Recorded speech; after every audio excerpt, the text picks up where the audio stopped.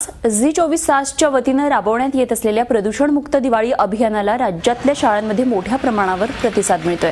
बुलढाणा जिल्ह्यातल्या सहकार विद्या मंदिरमध्ये देखील या अभियानाला उत्तम असा प्रतिसाद मिळालाय। फटाके फोडल्यानंतर होणाऱ्या दुष्परिणामांची माहिती विद्यार्थ्यांना यावेळी देण्यात आली आणि फटाके न फोडण्याचा संकल्प या विद्यार्थ्यांनी केला।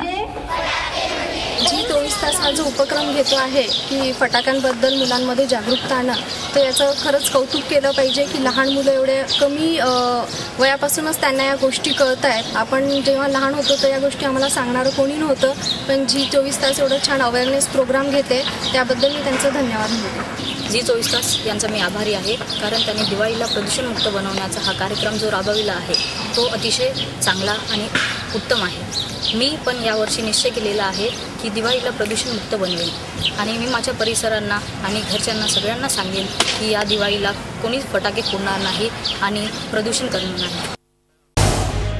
झी 24 तास रहा एक पाऊल पुढे।